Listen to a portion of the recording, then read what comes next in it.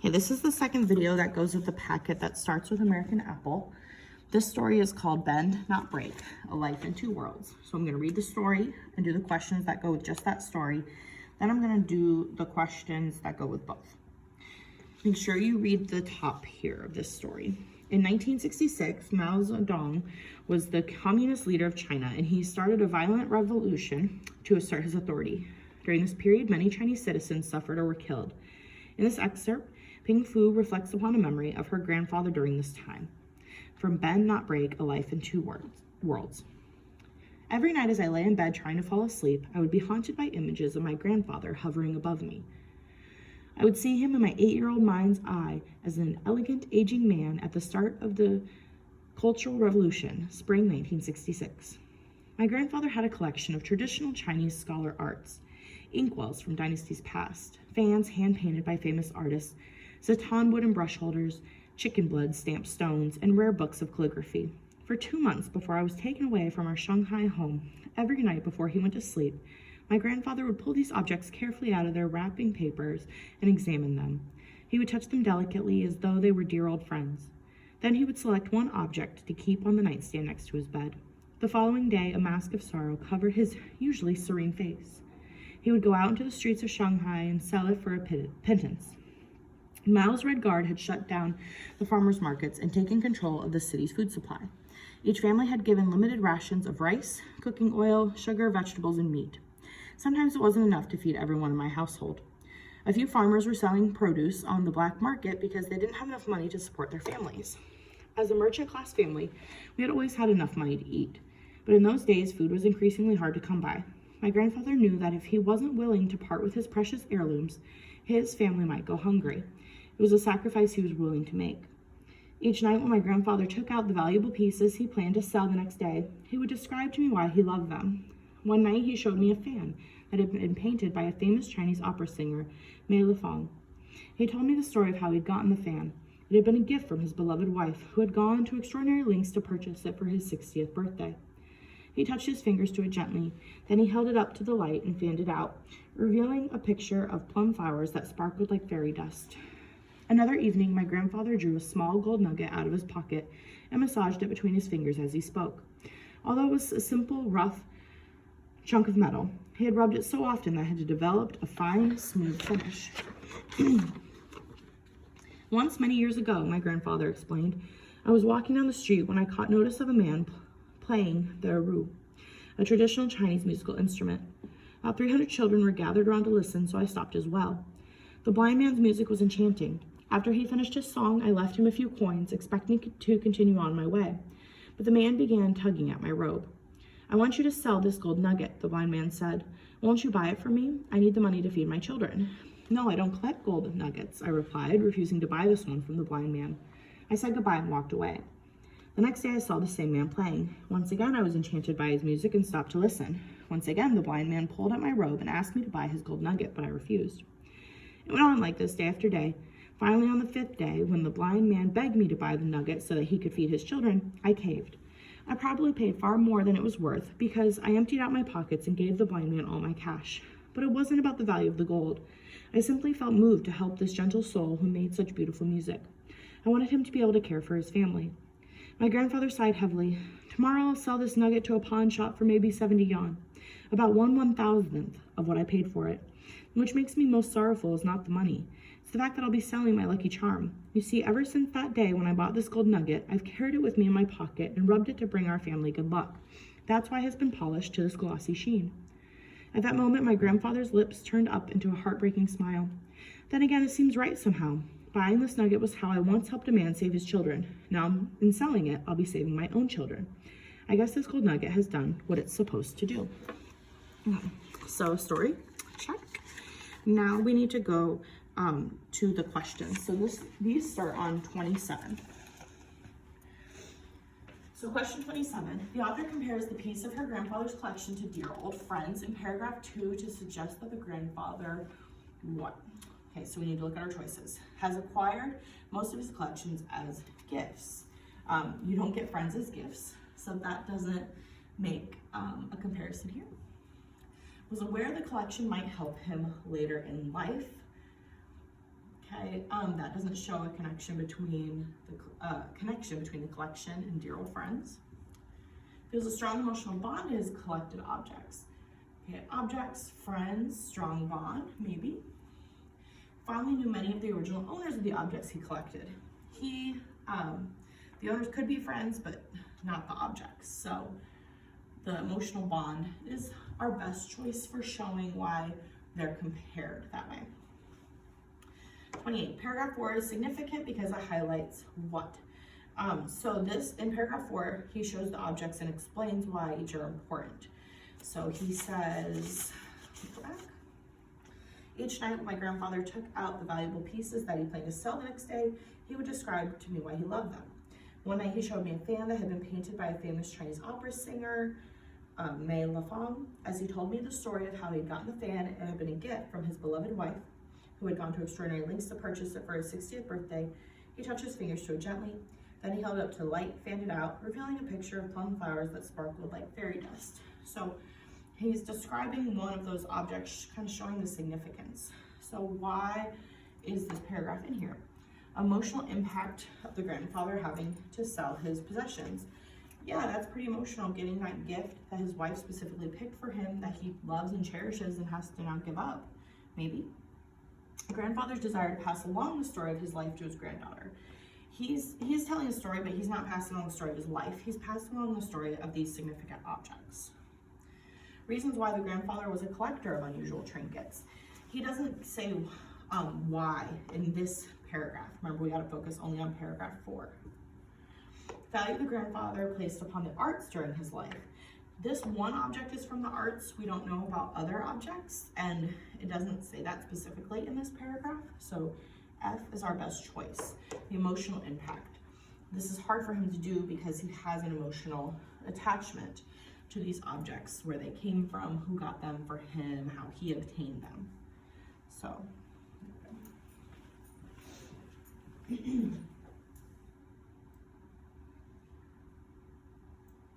29. Remember that when we have a sentence in a box, pay attention to that sentence.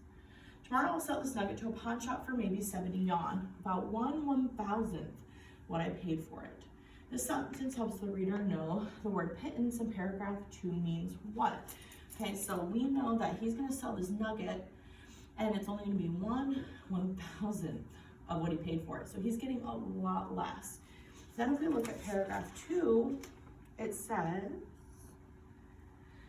at the very last sentence, the following day, a mask of sorrow covering his usually serene face, he would go out into the streets of Shanghai and sell it for a pittance. So if this is telling us what a pittance is, it's a lot less. Let's see if any of these fit. A temporary holder of value. Well, that doesn't make sense to me because it's going to be gone. An insignificant amount of money, a lot less. Okay, maybe. An exchange of goods. This doesn't show me an exchange of goods for a pittance, for an exchange of goods. That doesn't make sense. And for a failed investment, he didn't invest anything. So the best one that fits is an insignificant amount of money. He's going to sell it for an insignificant amount of money. That makes sense if we put that definition in there.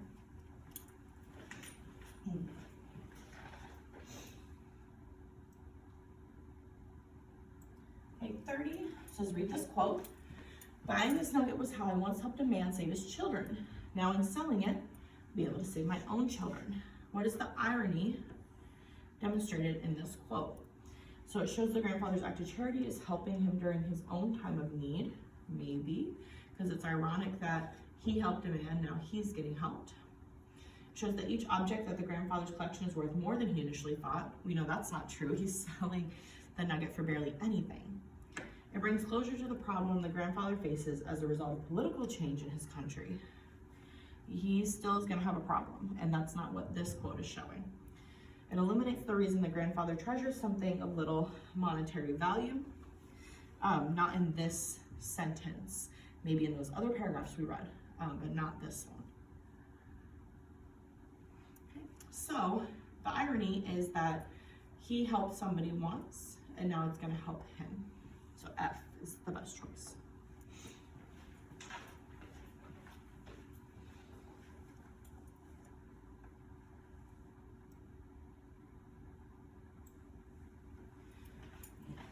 Which quotation best conveys the author's message? So we have to think about what is the message of this story. I wrote that I think it's about sacrifice. So let's see if I'm right.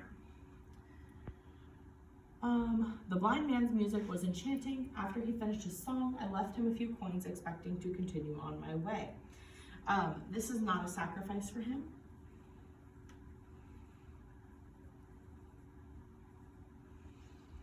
And then B says, my grandfather knew that if he wasn't willing to part with his precious heirlooms, his family might go hungry. It was a sacrifice he was willing to make. This actually has the word in there. Oh, let me spell that already.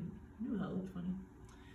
It has that word in there, and he knows he has to sell the object. So that kind of shows the message. Sometimes you have to do things you don't necessarily want to do. Each night when my grandfather took out the valuable pieces that he planned to sell the next day, he would describe to me why he loved them. That doesn't show what the grandfather's giving up here, that he has to do this for the family. D says, I probably paid far more than it was worth because I emptied out my pockets and gave the blind man all my cash. Again, this is about giving, not about a sacrifice though. So B is our best choice. 32, the description of the grandfather in paragraph 12 implies that he is what? So we have to go back to paragraph 12 to see how he's being described. It says, it's the last paragraph. It says, at that moment, my grandfather's lips turned up into a heartbreaking smile. Then again, it seems right somehow. Buying this nugget was how I once helped a man save his children. Now in selling it, I'll be saving my own children. I guess this gold nugget has done what it's supposed to do. So it implies the grandfather is what? Thinks his decision is causing his family more harm than good? No, he knows he's helping them. Believes his family will enjoy great wealth by selling the gold nugget? No, he'll just be able to feed them a little bit. Realizes the insignificance of the gold nugget? No, he realizes how important it is. Insignificant would mean it's not important. And Jay says has found peace with the decision he's made. Yeah, he doesn't really want to sell this nugget, but in doing so, he knows it's going to be helpful.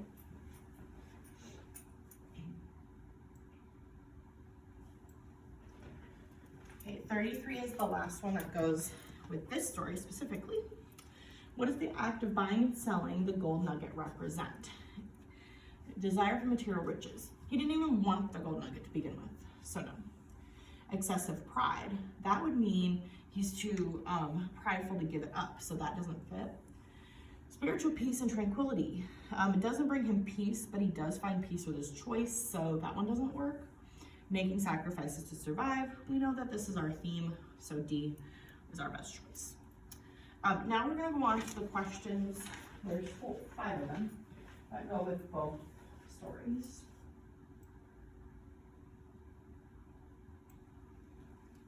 So which quotation from American Apple best reflects an experience similar to that of the grandfather in the excerpt Bend Not Break? So we need to compare the two, find a quote that shows something that would fit both stories. So in F, it says, on a weekend I took my daughter shopping. That has nothing to do with the second story, so that's gonna be a no. So we left the exquisite box of American apples untouched and forgot about them for a long time. The grandfather never forgot about his objects, so that wouldn't fit. Not to brag about it, but as a small local newspaper reporter, the first time I saw an American Apple was in an illustrated foreign magazine in our internal reference room. There's again no connection to the second story there. Every night before going to bed, she would take one last look and feel the apples in her hand gently. This one does have a connection because if you remember in the second story, the grandfather finally looked back at objects that were important to him, so that would fit.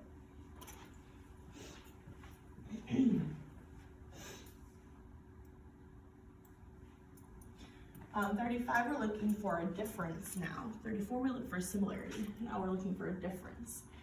What is the difference in the way China is described in the two selections? For A, we have, and here's how I'm gonna do these. I'm only gonna look at the ones about American Apple first and narrow it down, because otherwise I start to get too jumbled and confused about what answer I'm looking for. So American Apple products are plentiful.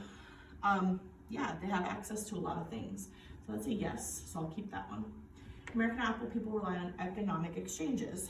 Yeah, that's true. They rely on trade.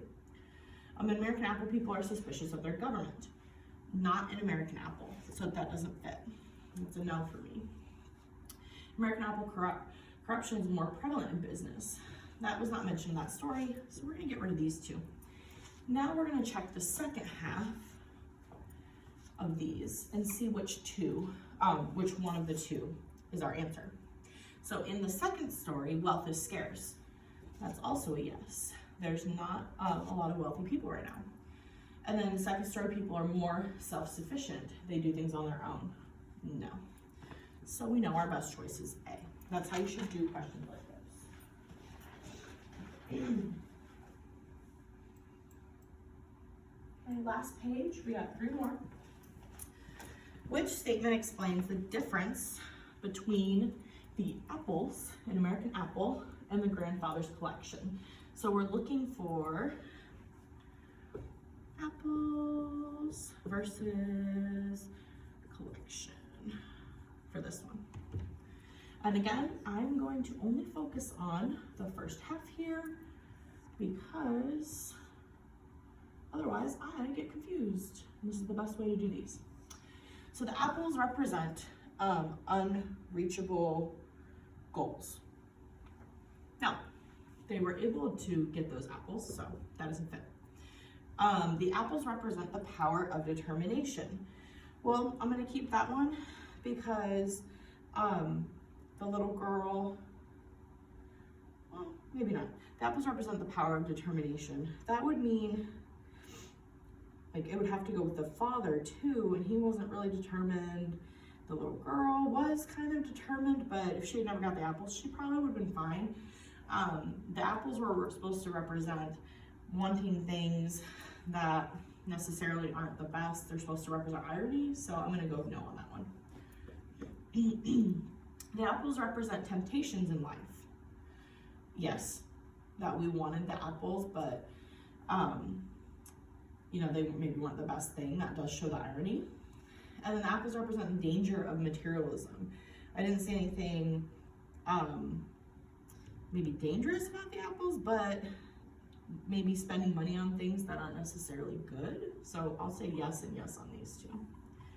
But now we need to check the second half about the grandfather's collection. So does the grandfather's collection represent difficult choices people must make, or represent the will to overcome temptation? Well, there's nothing about temptation in the second story, so this one has a yes and a yes. So H is the best. Two more. And I know that these questions are the really long ones. That's why we have to break these up into parts, because otherwise this is a lot of reading. This is like a whole paragraph right here. Which statement best describes the difference between the two selections? So again, we're looking for something that's different. Again, I'm gonna only focus on the first halves here. American Apple suggests that it's better to give in to material temptations. No, he just happened to come up with a reason to give in, but that's not the point of the story. American Apple explores the unexpected disappointment in a physical object. That did happen. American Apple suggests that nurturing family relationships requires effort. No, that didn't happen. American Apple explores the idea that foreign cultures can be good to embrace. Yes, that did happen. So now we're down to B and D. We need to check the second half. So in the second story, suggests it's better to remove material temptations. Oh, sorry, no, not that one, we already said no. Second story explores the unexpected usefulness of a physical object. Yeah, that's true, because he didn't expect that golden nugget to be useful later. And then D, the second story explores the idea that people should embrace their own cultures. That doesn't fit that story, so B is our best choice. Last one. What is an idea that is explored in both American Apple and the excerpt from Bend Not Break? So now we're looking for an idea that is similar. So we're kind of switching back and forth between differences and similarities. People can determine their own future. That was in the second story, not really the first, doesn't fit. Success comes only from hard work.